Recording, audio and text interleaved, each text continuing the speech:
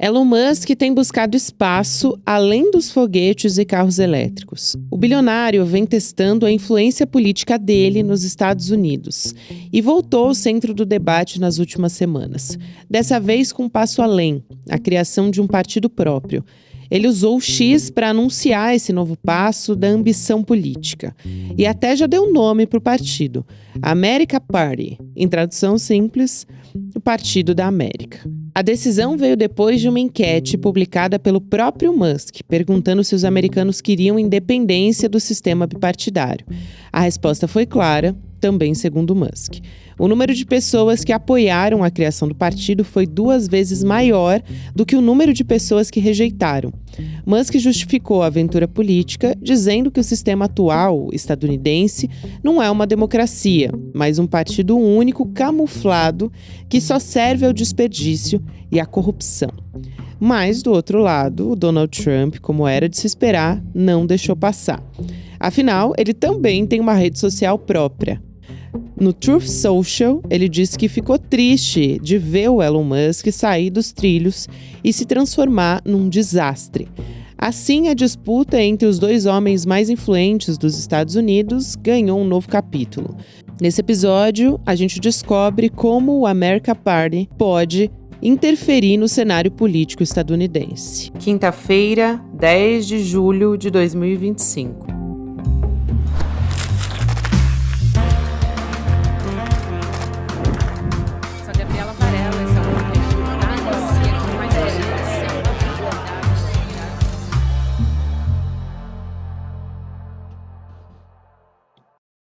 Olá, seja muito bem-vindo, seja muito bem-vinda. Eu sou a Gabriela Varela, esse é o Videocast em Detalhes. E aqui, sempre com um convidado ou uma convidada, a gente analisa uma temática, uma notícia importante do momento. Hoje eu vou conversar mais uma vez com o professor de Direito e de Relações Internacionais, Fabrício Pontin. Professor, é sempre um prazer te receber, seja bem-vindo mais uma vez. É um prazer falar com vocês aí nos detalhes e também com vocês, BCL. É sempre ótimo estar com vocês, Gabi. É ótimo mesmo, professor. A gente vai falar sobre mais um capítulo nessa briga, vamos dizer, entre o Donald Trump e o Elon Musk. E dá para ter uma discussão mais aprofundada sobre isso, porque a gente acaba entrando ali nos meandros do bipartidarismo nos Estados Unidos, como é que tudo isso funciona. Mas para começar, eu acho que vale a pena a gente entender por que antes de mais nada, né, o Trump não gostou nada do Elon Musk dizendo que vai criar esse novo partido, o Partido da América, o American Party, que ele anunciou nas redes sociais, dizendo que não tem democracia nos Estados Unidos. Até achei interessante isso à medida que o Donald Trump acaba bebendo um pouco do próprio veneno, né? Dizendo não existe democracia nos Estados Unidos. A gente já ouviu o Trump, por exemplo, tomar partido do Bolsonaro e da família dele, que vive dizendo que não tem democracia no Brasil, né? Então, achei interessante isso. Mas antes de mais nada, o que o Elon Musk pode ganhar? O que pode perder, a gente pode falar mais pra frente, porque eu acho que é um pouco mais óbvio, né? Porque é o valor das empresas dele. Então, depois a gente entra nesse meandro. Mas vamos começar por aí. O que o Elon Musk pode ganhar com tudo isso? Vamos lá, eu acho que essa é uma pergunta muito boa, que é pensar o que está por trás desse processo todo do Musk. Logo que estourou essa crise entre o Musk e o Trump, muita gente veio a público para falar que tinha o quê de jogo de cena. Então, eu sempre fui muito cético dessa tese que seria um jogo de cena, porque os dois têm muito a perder dentro desse jogo. Primeiro, o Trump é um cara que se promove dentro de uma ideia de crise de representação política, que é esse papo anti-elite, né, que a gente vê acontecendo no Brasil, não só no Brasil, no mundo inteiro, que são políticos cada vez mais tentando se promover em cima da ideia que a política convencional não funciona. Logo, eu não sou um político convencional, então confia em mim, não confia nesses políticos convencionais. O discurso do Trump, desde 2015, 2016, quando ele lança a candidatura dele, sempre foi nessa linha, né, dizendo, eu não sou um político convencional, não sou como os outros. Quando o Musk começa a grudar, ficar mais próximo do Trump ali em 2024, faz relativamente pouco tempo dessa aproximação mais clara do Musk com o Trump, né, ele agrega muito nessa parte da discussão da falta de representação dos políticos convencionais, atacando o establishment tanto pelo via dos democratas, que antes o Musk apoiava, e agora vendo no Trump uma oportunidade para ter um pouco mais de influência. Eu não sei se tu vai lembrar, tem um episódio na plataforma, já era X na época, que eles faziam podcasts dentro da plataforma, e o Musk usa o canal dele para fazer uma entrevista com o Trump. E nessa entrevista, na época, ele ainda não tinha declarado apoio explícito ao Trump, ele faz isso logo depois. Ele chega a mencionar a questão do Estado estar muito grande, né? Do Estado estar muito pesado, de o Estado ser uma máquina muito grande, tem que fazer algo para diminuir o tamanho do Estado, e daí o Trump dá a entender, pois é, imagina se a gente tivesse uma secretaria de desburocratização, algo assim, né, Musk?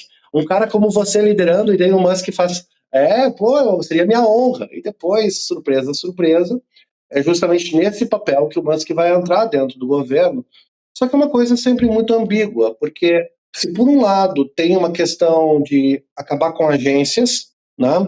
Agências de governo, diminuir o tamanho dessas agências, por outro, o Musk sempre teve muito afinco em equipar o que quer que sobrasse dessas agências ou os novos equipamentos que iriam agregar outras agências que foram destruídas. Então, 3 ou 4 agências agora viram uma só, com pessoas mais próximas dele ou que têm um pensamento, né, mais próximo do dele. Por outro lado, ele agregou muitos dados. A gente sabe que, enquanto ele esteve no governo, o Musk agregou de forma privada muitos dos dados, por exemplo, da Previdência Pública norte-americana, que agora estariam com o Musk depois de todo esse processo. Isso é uma baita carta que o Musk tem na mão. A gente sabe da importância que informação tem hoje. E o Musk detém uma das redes que mais detém informação no mundo, que é o caso da X, e agora teve esse acesso privilegiado durante 7 meses a todo o arcabouço informacional do governo federal norte-americano, sem contar com toda a questão dos satélites, né? Com a questão da Starlink e os contratos governamentais que ele tem com o governo norte-americano. Se por um lado o governo norte-americano pode chantagear ele e cancelar esses contratos, isso está no horizonte, agora que ele bate de frente com o Trump. Por outro lado, o Musk hoje tem acesso a muita informação, e essa informação é algo que ele pode usar contra o governo, seja pelo fato dele ser detentor proprietário dessa informação, seja pelo fato de que existe dentro dessa informação. Então, o Musk não é o tipo de adversário com o qual o Trump está acostumado a lidar nesse sentido. O Trump sempre foi muito bom em fazer antigos adversários voltarem para beijar a mão dele. Ele sempre foi muito bom em humilhar adversários. Ele fez isso com todo o Partido Republicano, de certa forma. Mas o Musk não é exatamente esse tipo de pessoa. Ele tem uma vantagem grande, que ele tem fundos enormes, por mais que as empresas dele percam valor, né, com essas patacoadas, com essas aventuras dele, ele tem fundos quase infinitos. Então, ele tem muito dinheiro. A gente sabe da quantidade de dinheiro que ele botou, por exemplo, na campanha do Trump na Pensilvânia, e que isso foi relativamente não, foi muito importante para a vitória do Trump nas eleições, né? E agora ele cria esse partido, e ele cria esse partido de uma forma diferente, que eu acho que é importante a gente apontar. Vou trazer um dado aqui que eu pesquei para a gente poder conversar a respeito disso, porque o Harry Anton da CNN, ele fez uma pesquisa ali levantando que, em média, ali, só 4% do eleitorado republicano estaria disposto a se aliar ao partido do Elon Musk, né? E, de fato, ainda muita água precisa rolar para a gente vai ver realmente se isso vai ser colocado oficialmente. Nenhum presidente, né, foi eleito por um partido novo, por um terceiro partido, o sistema é muito ingrato, vamos dizer assim, com partidos novos. Eu acho que aí vale a pena, professor, você explicar um pouco do porquê, né? Tem vários aspectos ali, mas enfim, tem exigências para que eles tenham esses partidos cédulas eleitorais nos estados, tem leis de comissão eleitoral federal também, enfim. Em alguns estados tem a necessidade de ter centenas de milhares de assinaturas para que um partido seja de fato reconhecido, né? Então, é possível essa terceira via ter força nesse contexto, num sistema que favorece tanto, como existe hoje nos Estados Unidos, o bipartidarismo? Então, Gabriela, aí que entra uma questão que para nós que somos brasileiros é difícil de entender, tá? Porque nós estamos acostumados com um sistema eleitoral profundamente federalizado e com regras únicas. O nosso sistema tem uma regra para o país inteiro. Os partidos políticos no Brasil respeitam uma regra. As regras estaduais são mínimas, muito pequenininhas. Nós temos uma urna para o país inteiro, ela serve para todas as eleições dentro do país, sejam elas municipais, estaduais, federais. Os Estados Unidos, não satisfeitos em terem regras estaduais para a eleição, que são únicas, eles têm regras no nível do distrito. Então, os distritos dentro dos estados, então se você atravessa uma fronteira entre um distrito dentro do estado e outro, seria, por exemplo, ir da região do ABC para a região da Serra, em São Paulo, ok? Imagina você atravessar uma fronteira entre esses distritos, essas zonas, dentro do estado, e mudar a legislação eleitoral. Nos Estados Unidos é assim. Então, a política eleitoral nos Estados Unidos não é definida sequer no nível estadual, ela é definida no nível distrital. Existem partidos, existem candidatos a presidente nos Estados Unidos que concorrem só no distrito.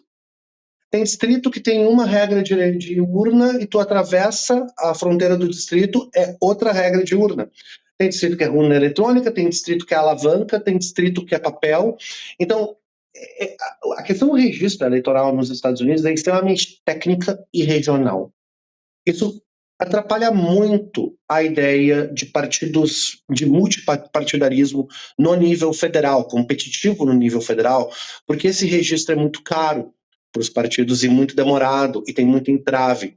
Isso é por desenho, isso volta lá para o século XIX, lá para o final do século XVIII nos Estados Unidos, com a discussão do federalismo nos Estados Unidos. O bipartidarismo nos Estados Unidos, ele não é um defeito, ele é uma característica pensada dentro do sistema político norte-americano. Ele é um sistema criado para ser bipartidário, lá atrás. E permaneceu essencialmente bipartidário. Até hoje, nós temos pouquíssimos casos em eleições nos Estados Unidos, assim, na minha cabeça, acho que foram 3 ou 4 eleições, onde candidatos de um terceiro partido fizeram votos o suficiente para ganhar estados na eleição presidencial. Nunca nenhum foi eleito, nenhum independente foi eleito, mas a gente tem o George Wallace, que faz votos na eleição presidencial, se não me engano, de 64, para o Partido dos Democratas do Sul, que era um partido que depois some, deixa de existir. Mas ele concorre como independente, nem republicano, nem democrata. O que o Musk está fazendo é diferente. Primeira coisa, o Musk não precisa do que a maior parte dos políticos precisam. Políticos precisam de financiadores. O Musk não precisa, ele é o próprio financiador. E a plataforma dele é uma plataforma interessante. Ele foi a público dizendo: eu quero eleger uns 2 senadores em nível federal e uns 4 ou 6 membros do Congresso. Com a quantidade de recurso que ele tem, se ele conseguir pensar estrategicamente nisso, ele não está proibido de ser bem sucedido. E aí ele vai ter um poder enorme, que é o poder de pressionar não os democratas, ele não quer saber dos democratas, mas pressionar os republicanos para legislações mais, digamos assim, alinhadas, né, com essa desregulamentação do sistema que o Musk está querendo fazer. Então, a gente tem que pensar a estratégia do Musk, me parece, por aí.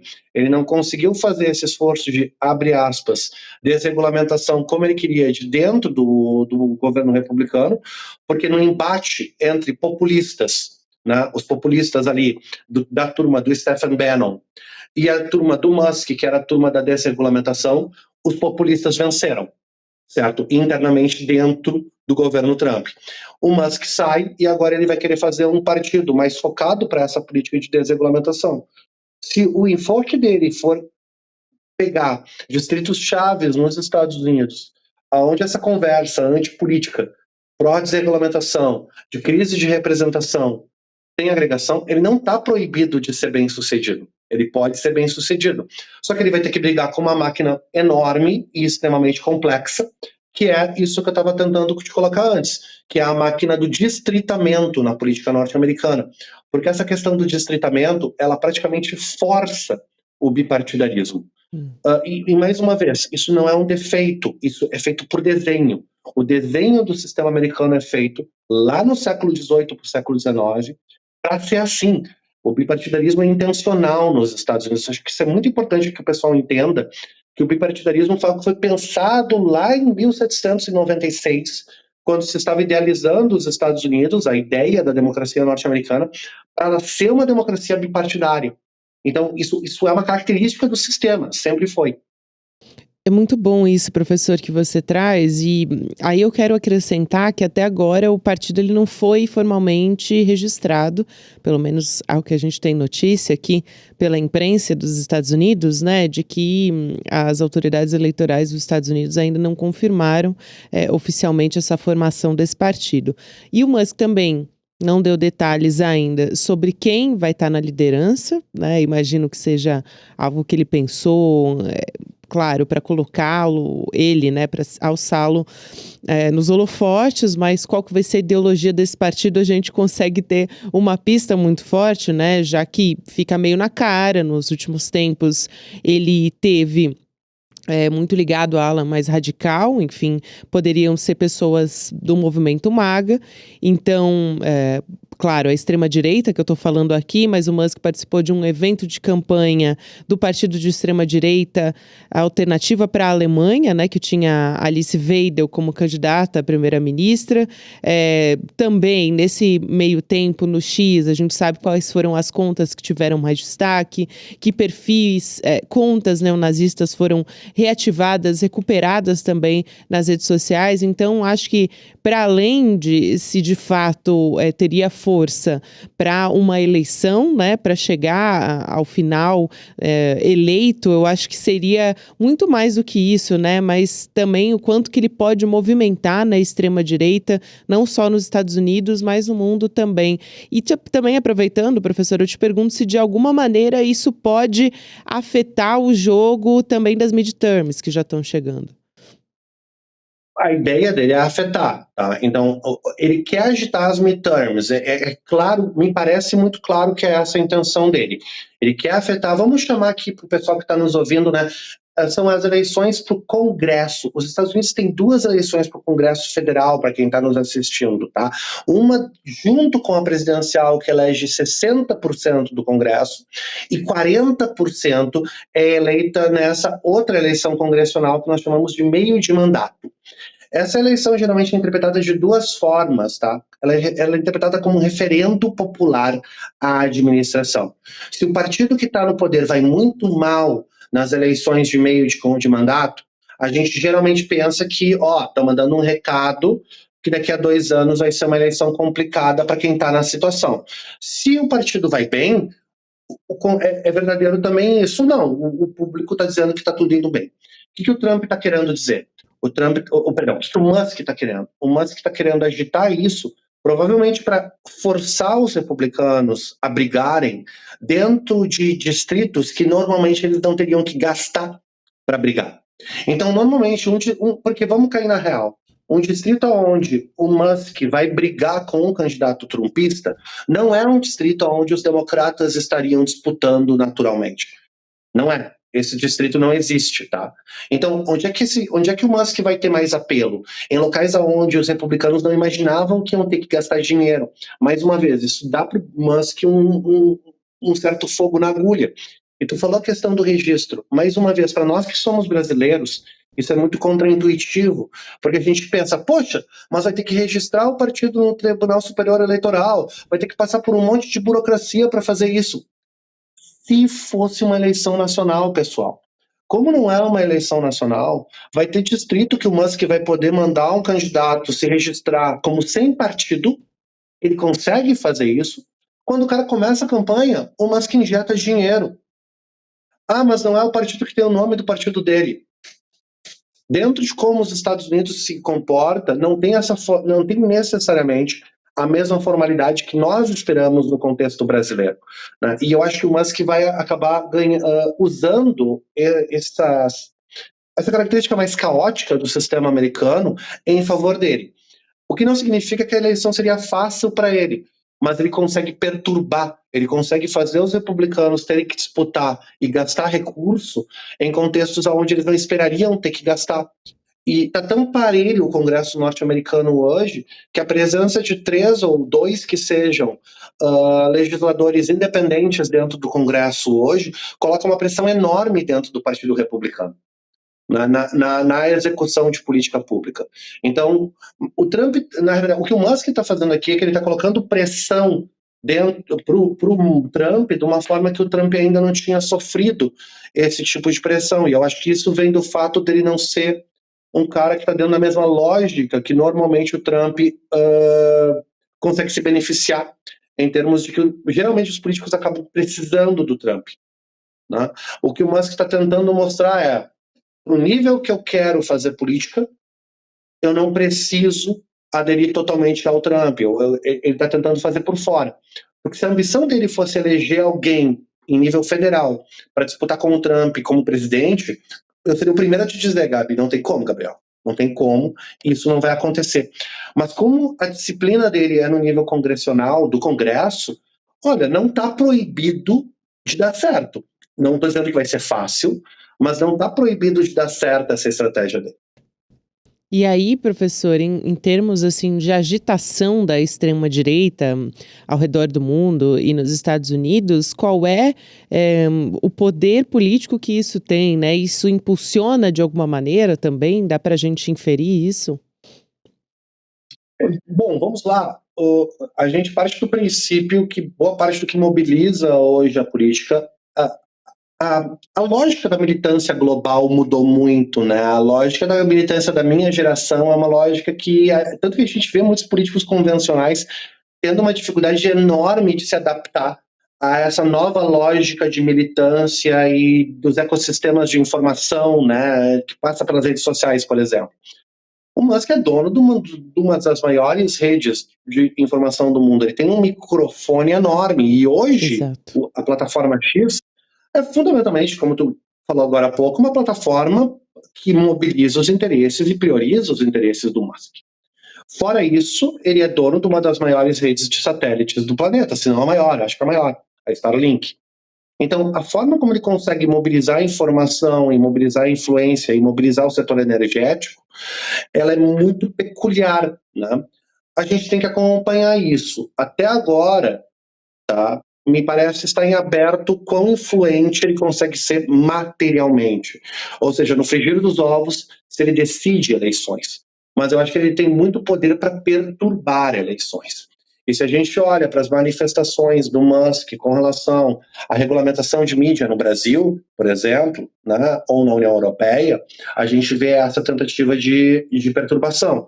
Quando tu trouxe a questão da presença dele no evento da Alternativa para a Alemanha, poxa, tu tem um secretário de Estado e tu tem depois o vice-presidente norte-americano presentes nessas articulações de extrema-direita na Europa, é um recado muito claro e muito perigoso. Mas, ao mesmo tempo, ainda não reverteu, pelo contrário, né? Parece que, por enquanto, o Trump está com o dedo podre com relação à política global. Os partidos que ele apoia têm fracassado nas eleições globais. O único exemplo que eu consigo pensar onde isso não aconteceu foi o Milley. Mas o Milley foi eleito quando o Trump não era presidente, né? Então, a gente tem que pensar o que está acontecendo agora globalmente. Ele tem poder de perturbar? Tem. Ele está mudando a discussão em vários níveis onde elas estão ocorrendo globalmente? Com certeza. Aí, vale a pena prestar atenção nisso para o Brasil para o ano que vem? Com certeza, porque a gente vai ver que os candidatos que estão mais próximos do Musk vão receber fundos infinitos para fazer um certo tipo de discurso. E que discurso é esse? Para o Brasil, é a questão da desregulamentação do setor de comunicação. Essa é a bandeira do Musk para o Brasil mais importante. Desregulamentação do setor de comunicação e desregulamentação energética. A questão de imigração não tem tanta importância para o Brasil, para o Musk. Tem para a Europa. Na Europa, entra a pauta antigênero, né, e a pauta anti-imigração. Para países como o Brasil e a Argentina, é a pauta energética e de desregulamentação da mídia, que são, digamos assim, os temas aonde o Musk coloca mais dinheiro atualmente.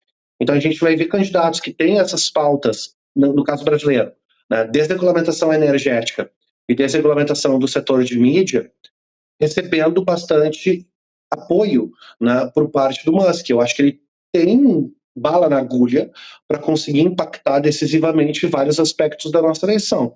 Decidir, não sei. A gente entra num outro aspecto, né, que é que são as empresas do Elon Musk, porque a Tesla, quando a gente olha para esses últimos movimentos do Elon Musk, professor, chegou a perder mais de $21 por ação. A gente já falou aqui muitas vezes sobre como essa guinada do Elon Musk, essa interferência política tem sido nociva para os negócios dele nos últimos tempos. Mas a gente está falando aqui de muito dinheiro também, então não é como se o Elon Musk estivesse enfrentando dificuldades pessoais por conta disso.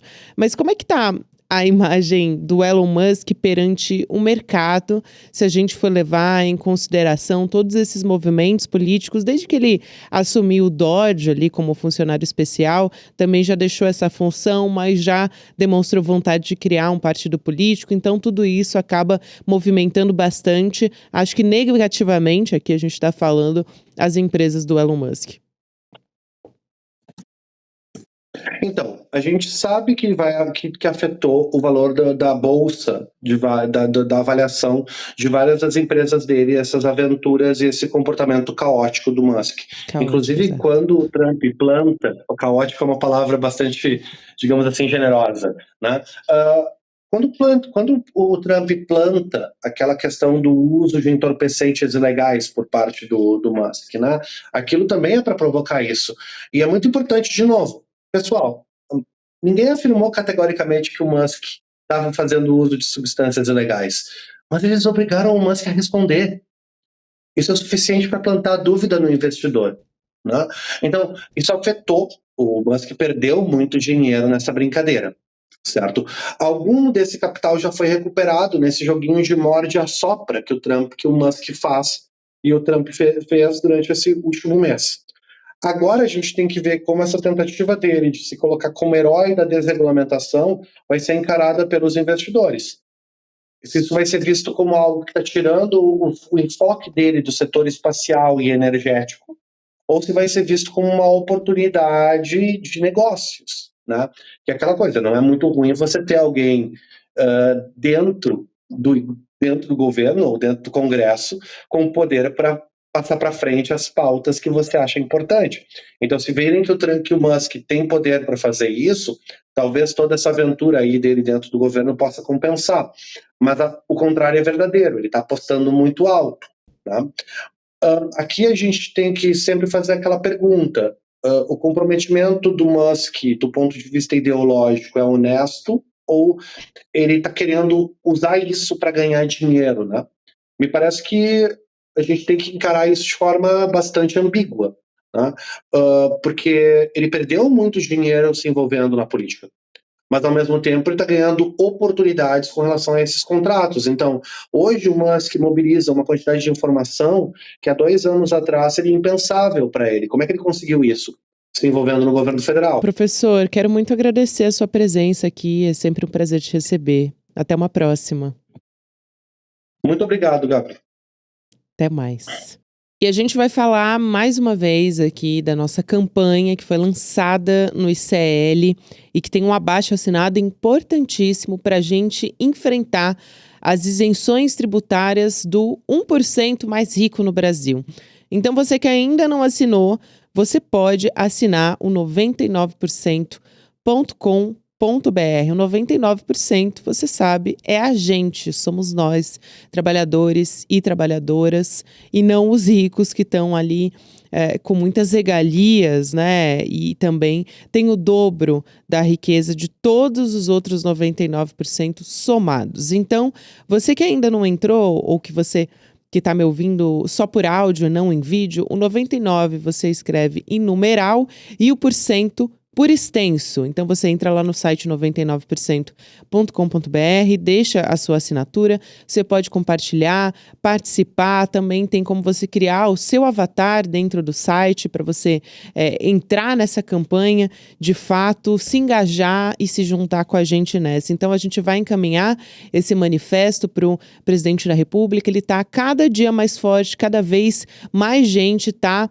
aderindo às assinaturas junto com a gente, então é importantíssimo você fazer parte desse movimento também, fazer a nossa voz ser ouvida. Obrigada a você que me acompanhou até aqui. Agora tem o Mercado Investimentos, na sequência tem o Rolê ICL e você pode ouvir o Em Detalhes nas plataformas de áudio de segunda a sexta-feira, com exceção dessa quarta-feira, a gente teve um feriadinho em São Paulo, mas a gente já está de volta e o Em Detalhes também está disponível para você nas plataformas de áudio. Até amanhã. Dia 27 de julho, eu vou anunciar para vocês o novo e revolucionário capítulo do ICL. As universidades vão entrar em pânico. As empresas de streaming vão perder o sono. As empresas de educação não vão saber o que fazer. E o povo brasileiro vai celebrar de alegria, porque vem aí o projeto mais revolucionário que já foi apresentado até hoje no campo da educação, jornalismo e entretenimento. Vocês não podem perder esse anúncio. Você e sua família vão poder eternamente fazer parte desse novo ICL. Olá, eu sou a Juliana Baroni e tô aqui para te fazer um convite. Toda terça-feira às 19 horas tem o Precisamos Conversar, um programa de debates feminino. A gente tem que ver, tem que analisar. Vale tudo por qual dinheiro? Quem tem dinheiro e o que é dinheiro no país? Já foi mais ou menos uma cama. Aqui no Instituto Conhecimento Liberta e também nos canais do Eduardo Moreira. Então, você não pode perder. Um beijo, até lá!